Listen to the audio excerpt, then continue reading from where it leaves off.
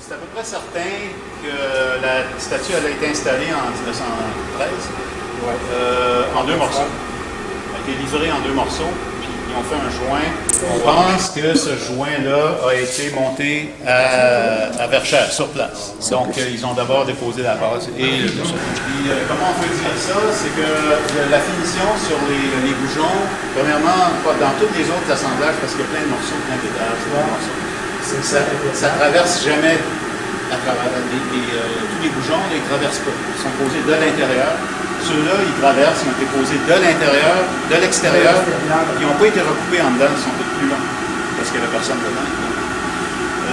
Et puis la finition est plus rough que sur les autres. Les autres sont, bien évidemment, il y en a ceux qui ont été mis de l'extérieur, il y a ceux des jambes.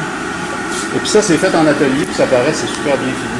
Ceux-là, ça paraît que c'est moins bien fini, donc il y en a qui sont moins accessibles, c'est vraiment moins fini.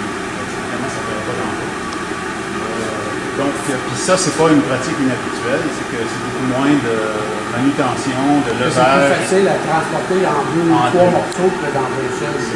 Quand il levait au levage, le poids, la terrasse, elle pèse une bonne tonne, au moins une tonne.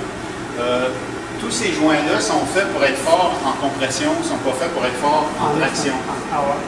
C'est pour ça que pour le levage, j'avais mis des barres dans les jambes, entre autres, c'est ce qu'on pense.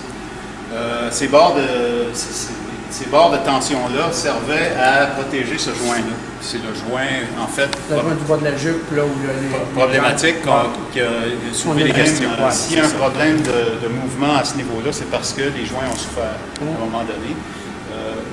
Toute notre raisonnement, en fait, notre conclusion finalement, c'est que les problèmes qui ont été relevés avec ça, on leur cause surtout dans les manutentions qu'il y a eu dans les années 71-72.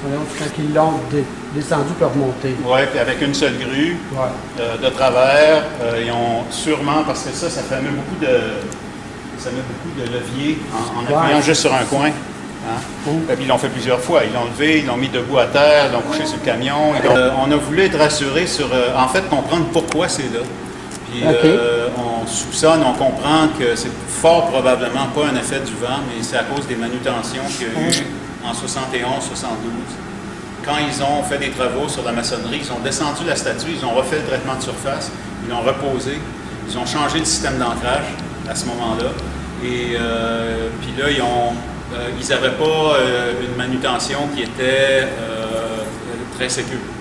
Il y a eu un problème à ce moment-là où la grue s'est enfoncée, puis ça suffit, appuyer ça sur un coin, puis surtout s'il y a un petit peu de momentum, ça suffit pour affaiblir ces joints-là. La plaque en arrière, elle appuyait là-dessus, il y avait un jour d'à peu près 1 pouce en arrière. Donc ça appuyait en avant sur la terrasse, sur toute la longueur, mais en arrière, ça appuyait juste là-dessus. Fait que le mouvement, là, dans le vent, là, quand on poussait en haut, ça bougeait. On se disait, mais pourquoi? Oui, il y avait un petit dos, ça. Ben oui, comme il faut. Puis pourquoi? Parce qu'on pensait que c'était aux jambes.